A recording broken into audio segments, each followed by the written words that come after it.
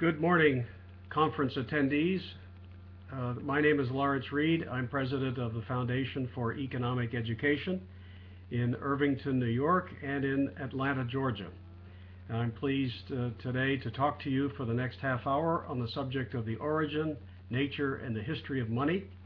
And of course, we will allow time, 15 or 20 minutes, for questions that come in after this first half hour is over. Well, let me first tell you something about why this subject is important. You may wonder, in fact, well, why talk about something so far back? I'll be talking about the origins of money that really goes back quite a few centuries. I think if you want to know where money is going, where our money ought to be, that is to say, who should be in charge of it, what form it should take, what its proper supply should be, some of these questions are being dealt with today in a contemporary sense, but it's important to know where money came from. To understand the answers to those questions I've just posed, it's very important to know where money came from. Was it an invention of the marketplace or of kings and emperors? What purpose does it serve, and what are its characteristics? So we will address that today, and we'll end up with an interesting story or two about some of the world's most famous hyperinflations of money. But let's start first in the earliest of building blocks that economists often provide when they explain where money came from and why it's important. As economists, we often talk about three kinds of economic goods. And one is a consumer good, and that's what you and I are most accustomed to. We use them every moment of every day. A consumer good is best thought of as a good that's at the end of the line, you might say. It's not used in the production of something else. It is consumed for its own sake, for its own utility, for the satisfaction that it provides. And sometimes a consumer good is consumed very quickly, say an ice cream cone. Other times, say such as a pen or a pencil, it might last a while. But the point is, it's at the end of the line. A little further up the chain of production, of course, are capital goods. Tools and dies and factories, equipment. Capital goods, by definition, are goods that are used in the production of consumer goods. In fact, they derive their value from their ability to aid in the production of consumer goods. If they no longer produce consumer goods of any value, then capital goods themselves would have no value. The third kind of economic good is money.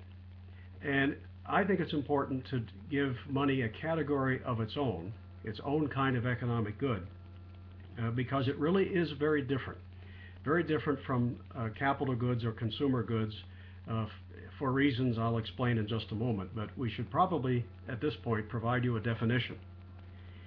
The standard conventional dictionary definition of money is medium of exchange. And I have no quarrel with that. In fact, I think that is the most concise definition. Sometimes you'll see additional ones provided, like store of value, but I think all those other definitions really derive from this first and most concise definition. Money is a medium of exchange. It's a middleman. It's what you exchange for to use as a means of acquiring what you're really after. Okay, money isn't an end in itself typically, but when it's used as money, not as say a historic token or whatever, when it's used as money, it's something then that you trade for and intend to use to get something else. You pass it on. You might say, well, what about the mom and pop restaurant that takes the first dollar that it earned and frames it? Well, that dollar bill has ceased to be money because it's no longer being used as a means for acquiring something else. But I'm sure you've noticed that it's only the first dollar that restaurant will frame. The ones thereafter, it gets rid of by passing it on and using those dollars to acquire goods and services that the owner really wants. Now, money differs from the other kinds of economic goods. It's different from capital goods, different from consumer goods for some important reasons. And one is that money is only useful for what it gets you in exchange. It's only useful for what it gets you in exchange. Another way of thinking of this is if your money, whatever form it may take, gold, silver, paper, whatever, if it no longer gets you anything, no one will accept it, you can't pass it on and acquire goods or services with it, then the money ceases to have value. Okay, it's only useful when you pass it on, when you get rid of it, when you use it as a claim against real wealth, namely goods and services. Now, in the case of consumer and capital goods, of course, they have value because they satisfy our desire for consumption, or they are useful in the production of consumer goods. A second reason why money, in whatever form it may be, is different from other economic goods is that its supply must remain scarce to perform its function. Its supply must remain scarce to perform its function. Now, this is not the case with capital goods and consumer goods. If you could somehow, by snapping your fingers, double the quantity of consumer goods, then we'd have problems with where to put the stuff. But those, for the most part, would be better problems to have than trying to bring them into being in the first place. The reason we invest and work and save and so forth is ultimately we want consumer goods. The more of them we have and the better quality they are, the better life in a material sense is. So if you could double the quantity of consumer goods, we would be very roughly doubly wealthy. And in a very broad sense, that could be said of capital goods as well. If you could double the supply of them, you'd have a problem with where to put them all, but nonetheless, we'd feel much richer as a people if we had more bulldozers and factories and tools and dies useful in the production of the things we're really after. We would feel richer by doubling the quantity of either capital goods or consumer goods. But doubling the supply of money only doubles the claims against capital goods or consumer goods. It doesn't make society as a whole wealthier. All the money in the world will leave you starving if you can't get food with it. It will leave you freezing if you can't get housing with it. And so it's a source of constant fallacy and error in economic thinking for people to believe that by just increasing the supply of money, you somehow increase the wealth of society. And as we'll see a little later, when you do increase the supply of money, it has quite a lot of effects, and a lot of them are very negative. We'll get to that in just a moment. But the supply must remain scarce for money to retain its value. In fact, a substance could never emerge as money or remain as money in the marketplace if its supply was wildly subject to massive fluctuations. It does require some stability for people to have confidence in it. There's a sense in which money could be said to be the most important commodity in a market society. That's a pretty profound statement. I've already implied to you that goods and services are what make us wealthy. So how could it be said that money, which is simply a claim against goods and services, how could that be said to be the most important commodity in a market society? Well, there is a sense in which you can say that because money is at least one side or one part of every non-barter transaction. Money is at least one side or one part of every non-barter transaction. Sometimes it's both sides. If you buy German marks with American dollars, you've got money on both sides of the transaction. But most of the time, you've got money on one side and a good or a service on the other. And therefore, whatever affects money will affect everything else. It will affect the exchange ratios between all goods and services. It will affect the relative prices between goods. It will be a very important part of the process of the marketplace, sending signals to producers and consumers to produce more, produce less, consume more. Whatever affects money affects everything else. In fact, you can thoroughly derange an economy and impoverish a people if you don't get money right. It's that important. If you screw up money, and this has happened repeatedly in history, especially when governments get in charge of it, you can screw up an entire economy. You can even create conditions that lead to revolutions. That's happened many times. Uh, Money, by very definition, is what makes possible indirect exchange. And that's very different from, say, barter. Barter, which is the form that exchange took before money was first invented, barter is simply an exchange of a good for a good. I trade you my pen for your pencil, or I trade a good for some of your services, whatever. The problem with barter is you have to have what the other person wants, and you have to want what the other person has. And it's not always easy to match those two things up at any given moment in time. So barter is conducive to a primitive economy, but not in a widespread fashion to a modern industrialized economy. Money sort of greases the way and makes lots of exchanges happen that couldn't otherwise take place. And it's hard to imagine an economy of as sophisticated and advanced as most of those in the world today. It's hard to imagine those economies even getting to this point in the absence of a medium of exchange. Now, having said that, what I've just given you basically is some of the economic principles of money. I now want to talk about the history of money. Where did it come from and why? Money was not always with us. I think it's safe to assume that in the Garden of Eden, at least, there wasn't money, that all exchange was good for a good, barter.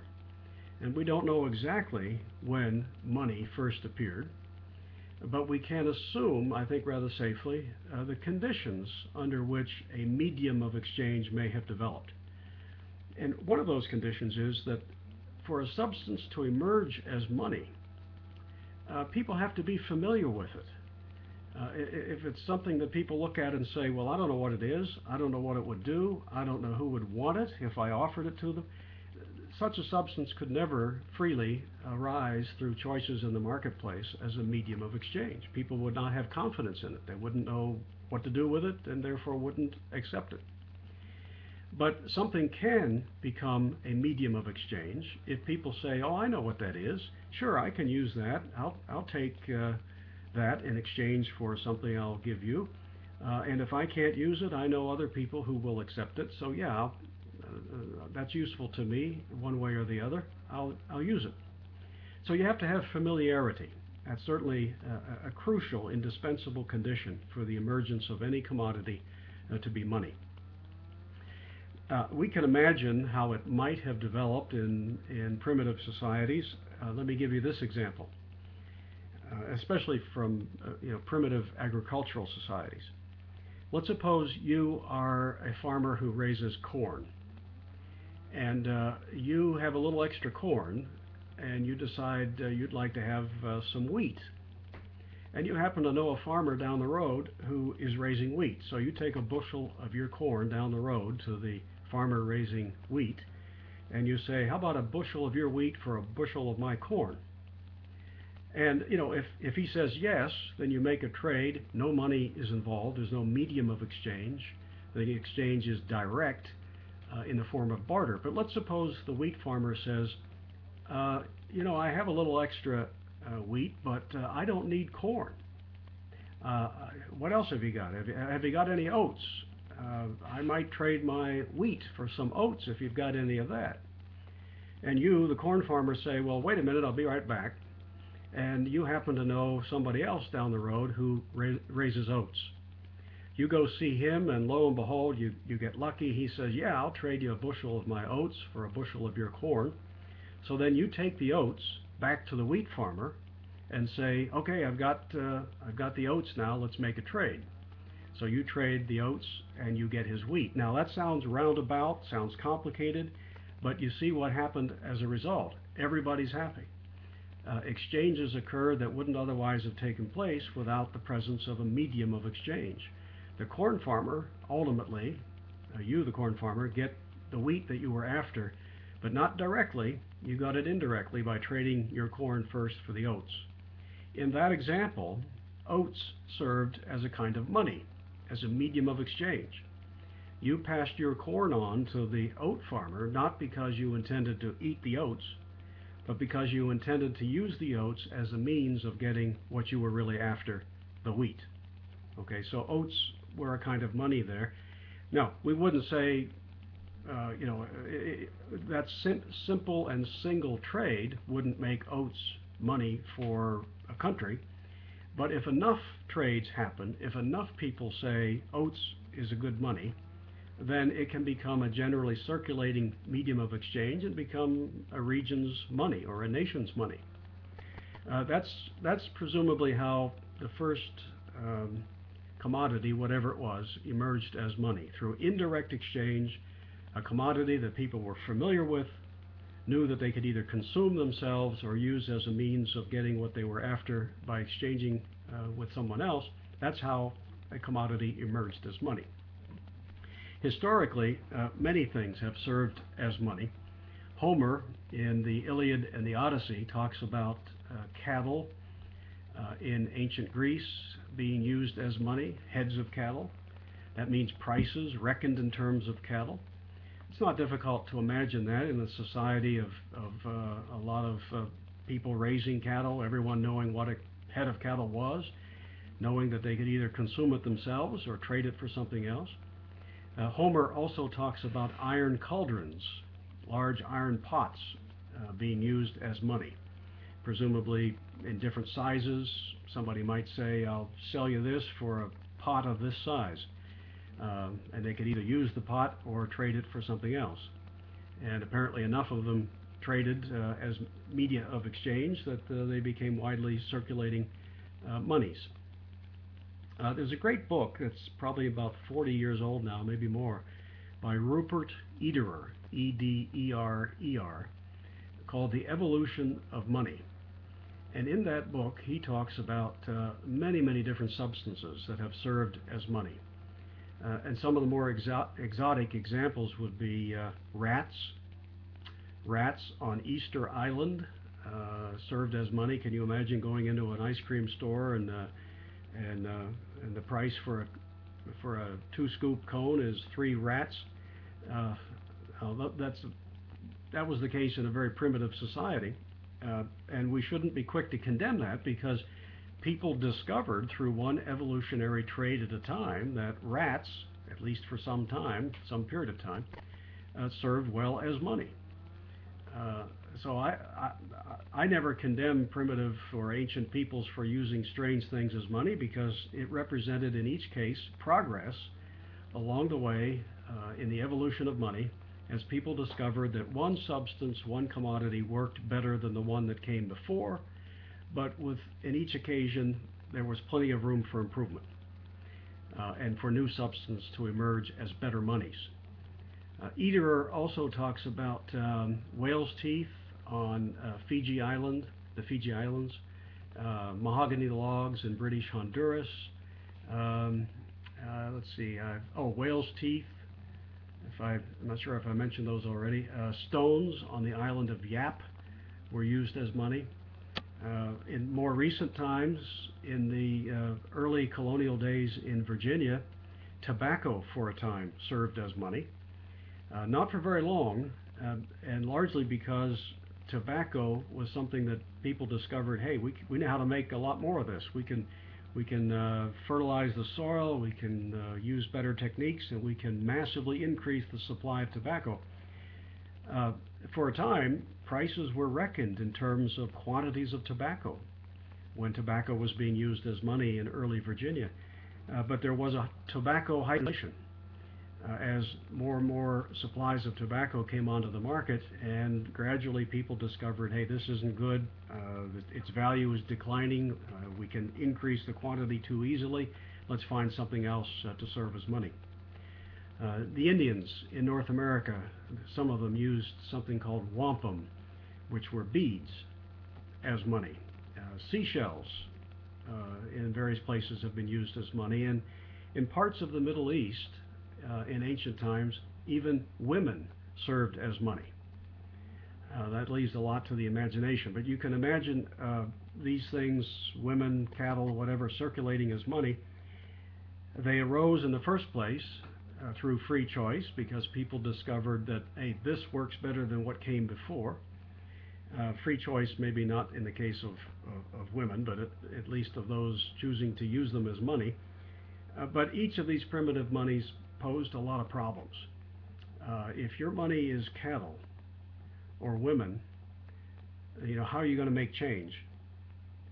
How can you sort of hang on to them for the long run, knowing that they will retain their value? They're not very durable. And so the search was on in world history for something that would serve as a money that would solve these problems. It would be durable, that would be easily transportable, that would have high value in small quantities, especially if you're a persecuted minority and you have to pick up your wealth and leave the country in a hurry. You want to be able to have your wealth condensed into a small quantity that hopefully you can put in a few pockets or a few bags. It's tough to do if your money is heads of cattle, especially if you have to flee in a hurry. So the demand for a reliable media of exchange in virtually every corner of the world at one time or another became centered upon the precious metals. Of all the things that have served as money in world history, the precious metals, gold and silver in particular, have been the most reliable, the most universally accepted, and for very good reason. They have high value in small quantities.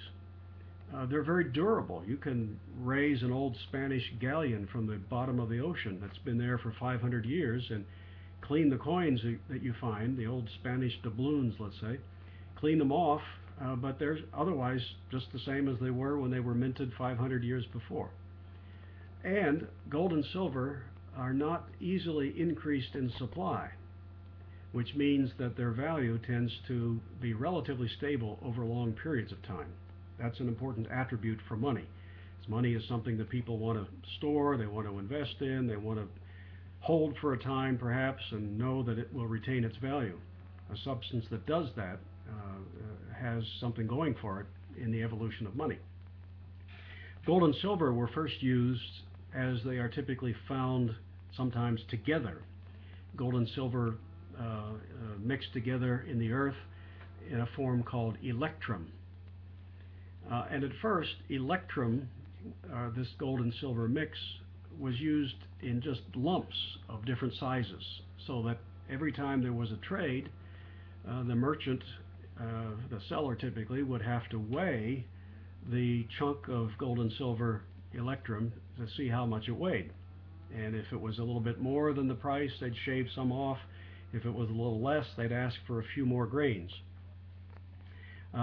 Again, it's better than what came before, or it wouldn't have emerged as money, but there was still some major improvement opportunities. In 650 BC, roughly, in that time period, in a very wealthy Mediterranean kingdom known as Lydia, the home of one of the most wealthy kings of ancient times, Croesus, giving rise to that famous phrase, as rich as Croesus, merchants started something that revolutionized the trading world. They decided that instead of having to weigh these lumps of gold and silver at every exchange, they would standardize this media of exchange, or medium, through the use of what became known as coinage. Coinage, that is, taking lumps of gold or silver, or the two of them together, and standardizing them, so all you have to do is look at it and you know what it is, you don't have to weigh it, becomes immediately recognizable. This was an invention of ancient Lydia around 650 BC. It was an invention that revolutionized the economy of the ancient kingdoms around the Mediterranean. It became the foundation of the prosperity of ancient Greece, because this facilitated exchange across wide territories. It made money a reliable medium, easy to use, and as a result, trade blossomed throughout the Mediterranean region. A very important development that we now take for granted, but we should understand that coinage wasn't always with us. It was invented around 650 BC. Now, okay, so gold and silver have been the chosen monies of most of the world for much of the last several thousand years. What about paper? These days we are accustomed to using paper, but it wasn't always the case. Paper money first originated in China in the Middle Ages, and at first it was used as a substitute for the real thing. That is to say, it was a receipt, you might say, a warehouse receipt for gold and silver that was on deposit. And people discovered that, hey, we don't have to run down to the bank or to the warehouse every time we need to make an exchange. We just write on a piece of paper, pay to the bearer on demand, and give him the paper. He turns it into the bank, and maybe the gold or the silver never leaves the bank at all, but a bookkeeper there simply takes it from one account and puts it in the other. So paper was first a substitute for the real thing. It was later that governments in much of the world discovered that, hey, we don't have to have anything behind this stuff. If we don't want to have it backed, we can just issue paper and declare it to be money and tell people they have to use it. But that I'm getting ahead of myself just a little bit. I want to say something about government control over money. So far, the story I've described to you didn't involve government much at all. Money emerged freely as a natural evolution of the marketplace, as people realized that indirect exchange using a reliable medium facilitated trades, helped to make the economy prosper. This didn't arise because some king or emperor thought of it and decreed it. It was natural.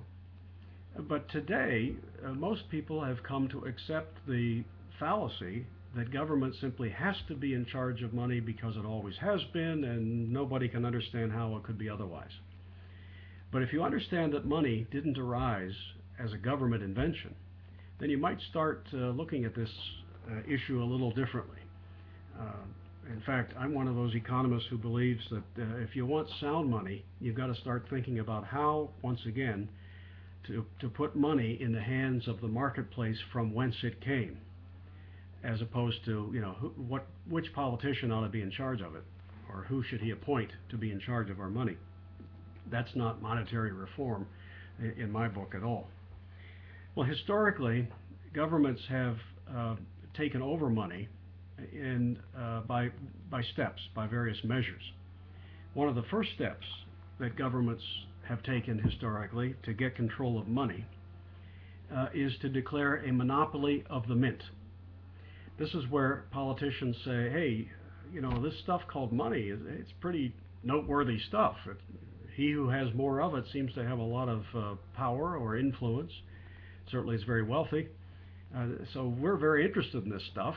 But we notice that lots of different private people are issuing it.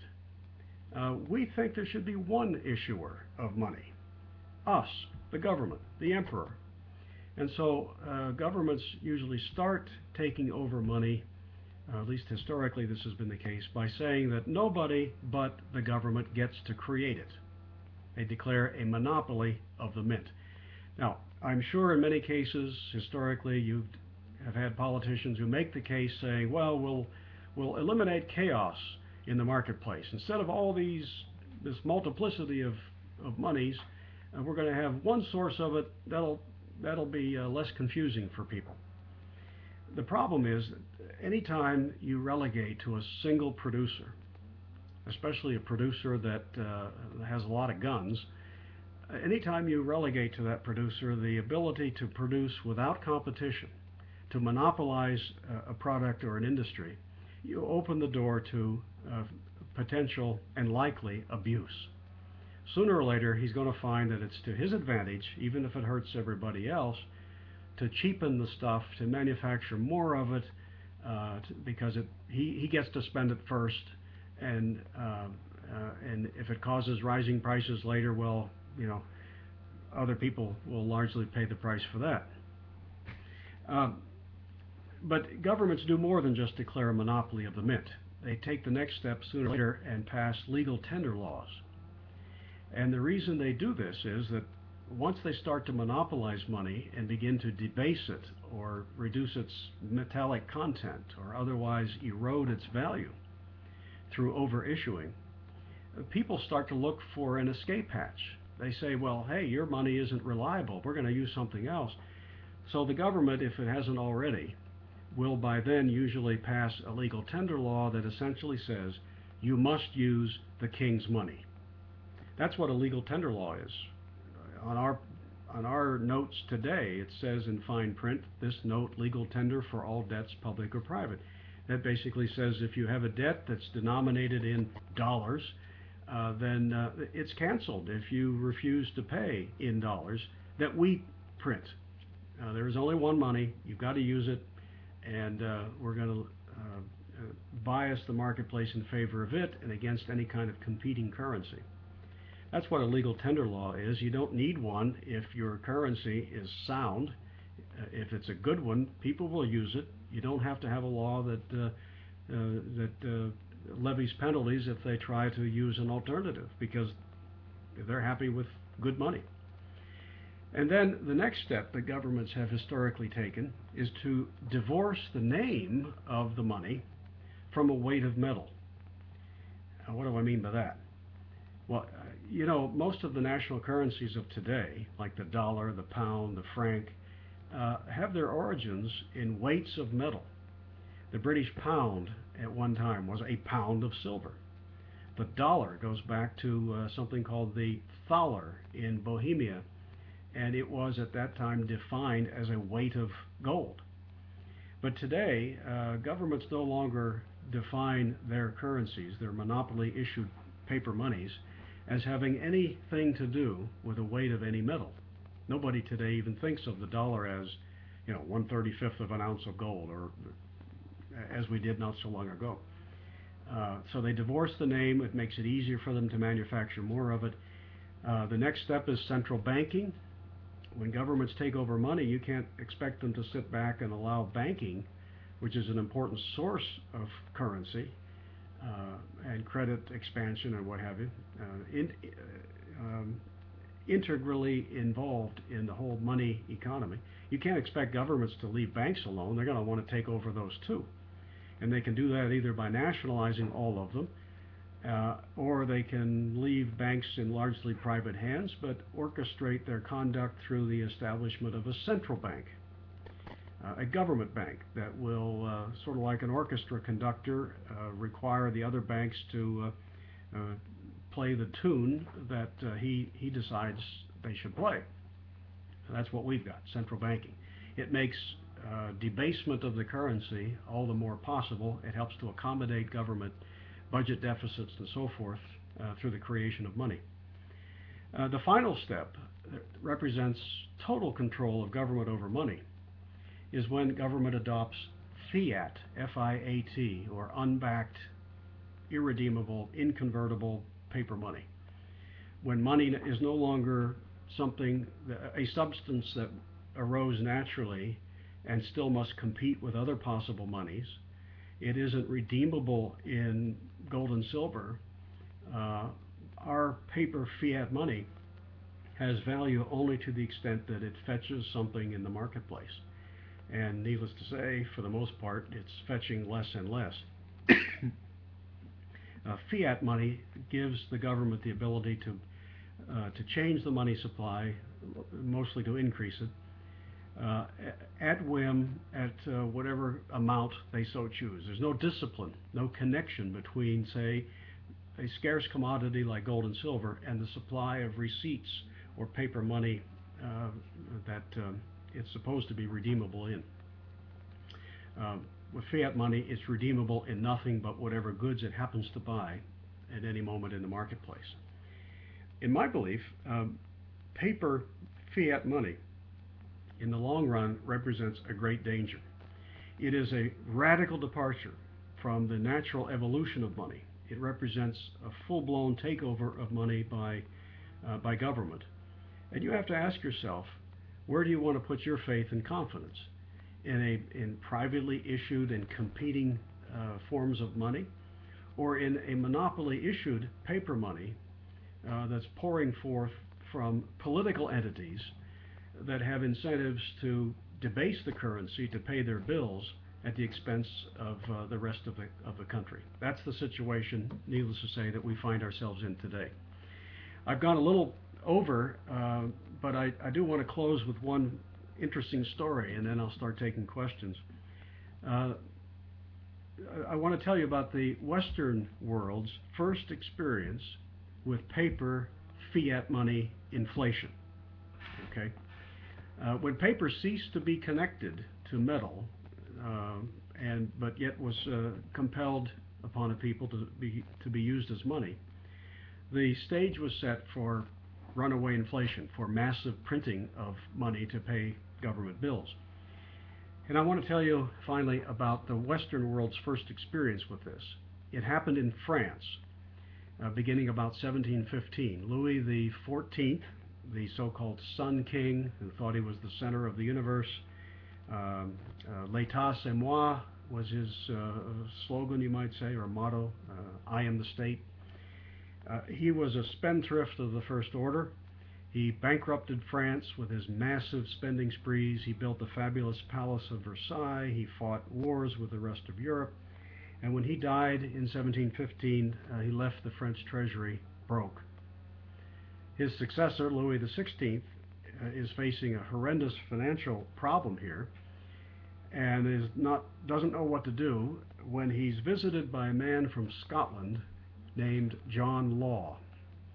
And John Law gets in to see Louis, and we don't know exactly how the conversation went, but we can surmise how it might have based upon the outcome. I'm guessing that this is what happened. John Law probably said something like this to Louis: you've got a terrible financial crisis on your hands, your treasury is broke, and yet you need money. Well, why don't you just print it? Print paper money. And Louis probably said, well, don't we have to have something behind it? Don't we have to have gold and silver? Well, we don't have any more of that. We spent it all. So how can I print paper? And John Law probably said, look, you're the king. You've got the army. You've got the police. You've got the guns. What I'm saying is, issue paper money, declare it to be the coin of the realm, so to speak, and tell people they have to use it. And if they don't, you jail them, shoot them, whatever, but impose it. Tell people this is your money. It's paper. It doesn't have to be backed by anything. Well, Louis went for the scheme. He in fact put John Law in charge of the printing presses, and he started paying the bills of the French national government through the creation of paper money. At first it looked pretty good. He paid the bills and reduced the debt, and but very quickly, as the paper money worked its way through the economy, prices for everything began to soar, and there was in fact a paper hyperinflation that lasted about 5 years. And by 1720, John Law's paper money had become completely worthless. And this man, who was celebrated a few years before as the savior of France, now becomes a hunted man, and the French are chasing him all over Europe until his dying day. He dies a pauper in Italy some years later. But that was France's first and the Western world's first experience with paper hyperinflation, of paper money untied to anything of real value and simply issued willy-nilly by inflating governments to pay their bills.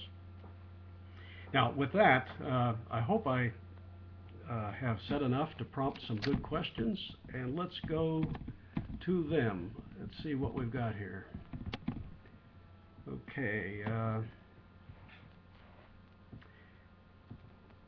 Let's see.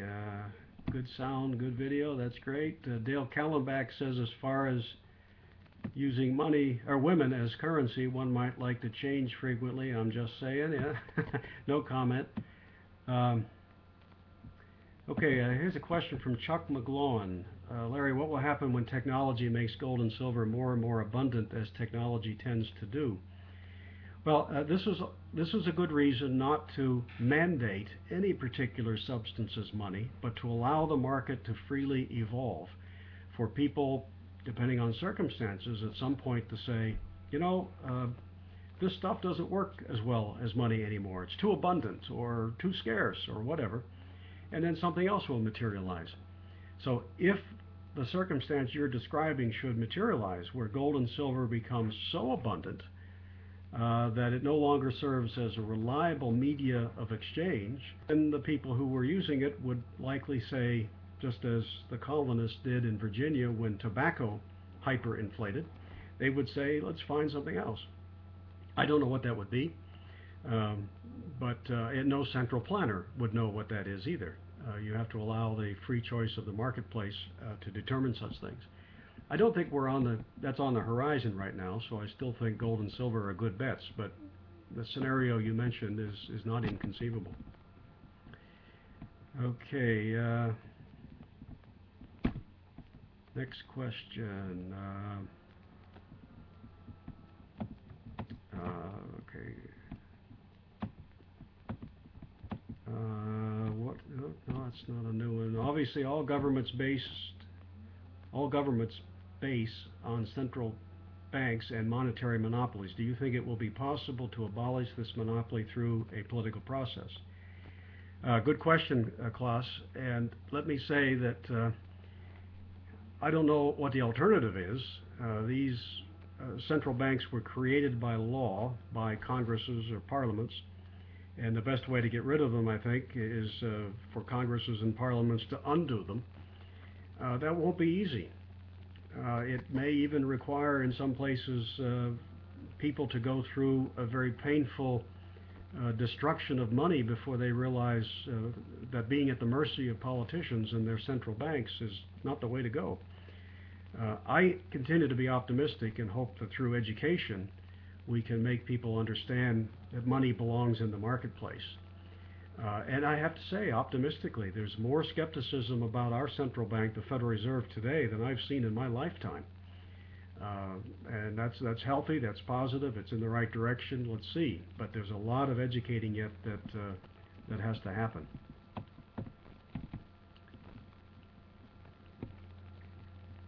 Okay, next question.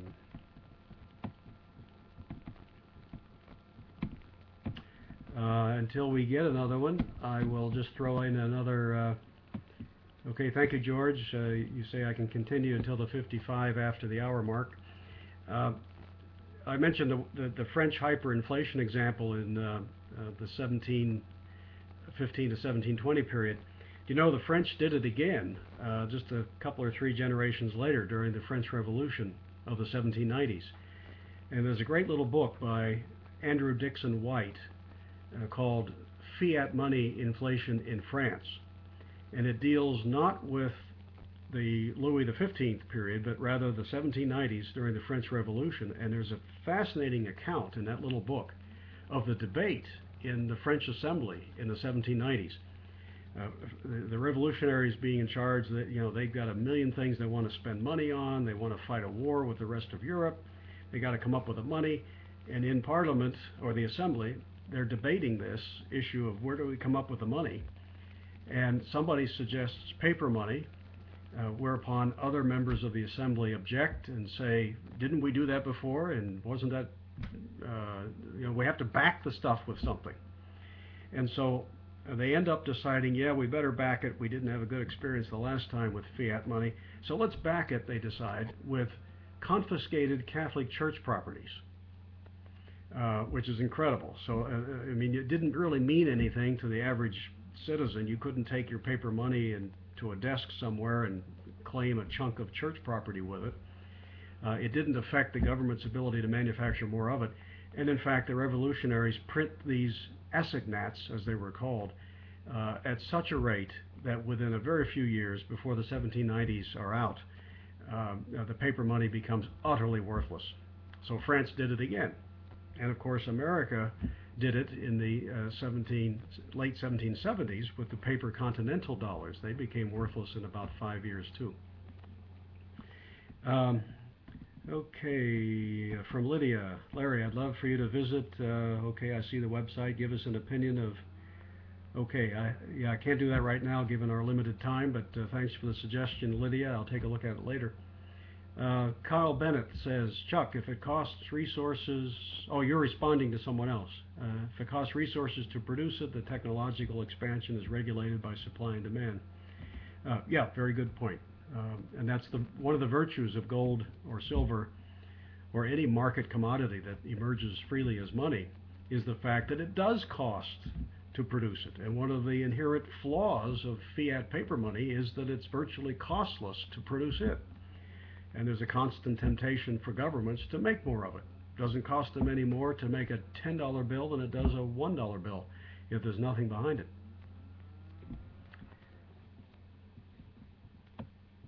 Okay. Going back down to see if I missed any.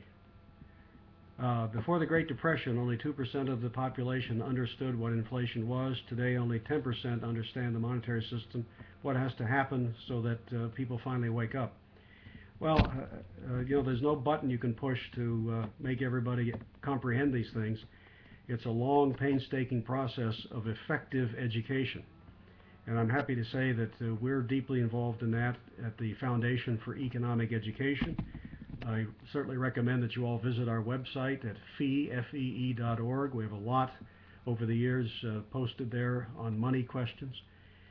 And we're reaching more and more people every summer and during the year as students with seminars and publications. But there's so much to be done. But there are more people doing it than ever before. That's why one reason I'm optimistic. We're making progress. Do the best you can and let the chips fall where they may. What else can you do? That's my thought.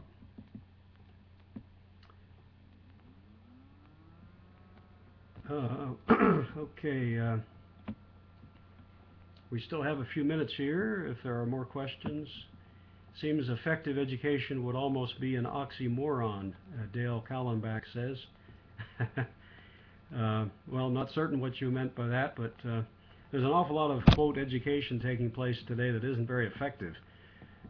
Very expensive education in our typical government schools where students often never hear any of what you've just heard here today. So, yeah, a lot of work to do. Any other questions?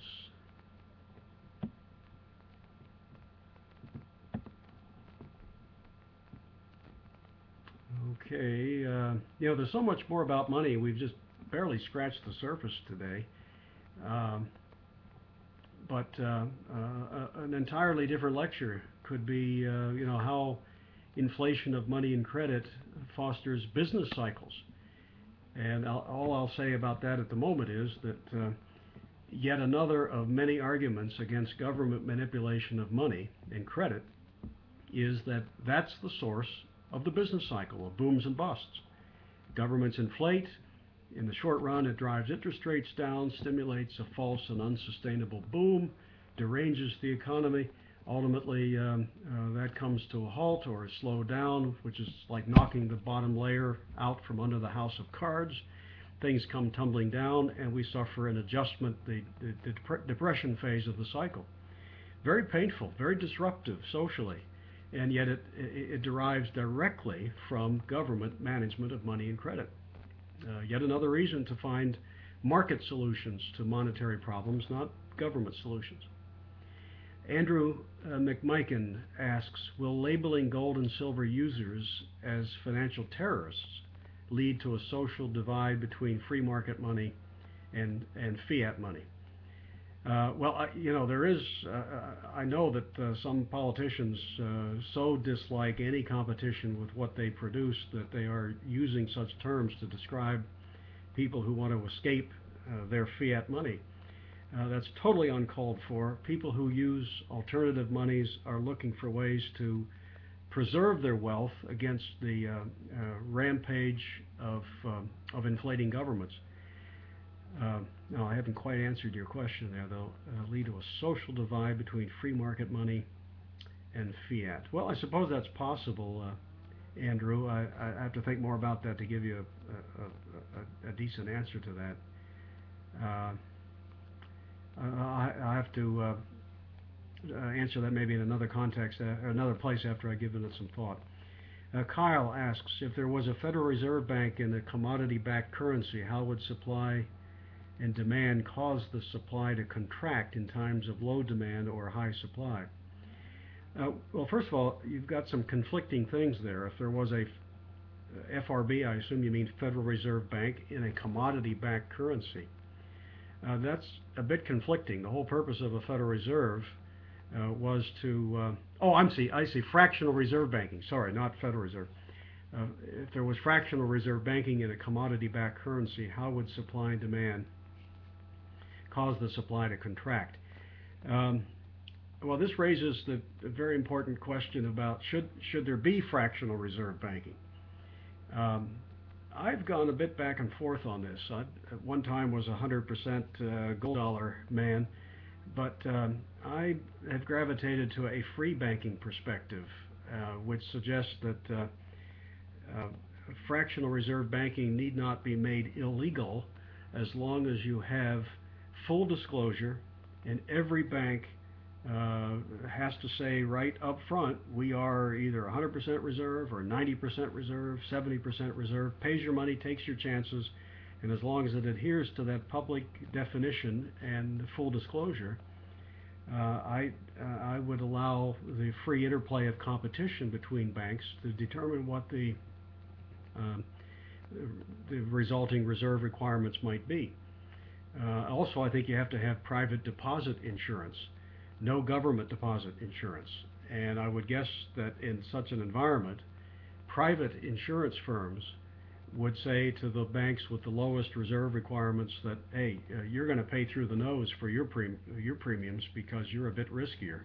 That in itself would tend to limit fractional reserve banking. Now, isn't fractional reserve just a Ponzi scheme? I know our time is short, but let me share with you a story that answered this question once. I heard it from Roger Garrison of Auburn University. A true story.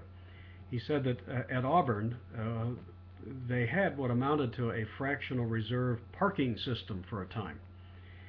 Everybody on campus who had a parking pass thought that each pass represented a spot somewhere in a parking lot, that there were no more passes than there were parking spaces. But there was some big game or some event where everybody with a parking pass showed up, and a few people with passes couldn't find parking spaces. And that led to kind of a scandal. Some faculty members were raising a fuss saying, the administration's issued 10% more parking passes than we have parking spaces. This is fraudulent. So they had a faculty meeting where this was discussed, and the administration came clean and said, yes, we issued about 10% more, but we didn't think you'd all show up at one time. We can have a 100% reserve system in effect for parking passes, but it will cost us a little bit more to maintain the parking lot because we won't have as many passes outstanding. So we're going to have to raise the price of the parking passes. And that's when faculty said, wait a minute, this doesn't happen often enough. As long as we know, and as long as you don't issue more than 10% beyond the number of spaces, we'll take our chances. So that's a kind of fractional reserve system, and as long as it's agreed to upfront, full disclosure, it's a kind of free banking arrangement and would not likely in a free market get very wildly out of hand. I see we're just seconds from our 55 minutes past the hour time. I want to close by saying I know I haven't answered every question you might have had about money, its origin and nature, but I hope I've answered some and stimulated some thought for further study.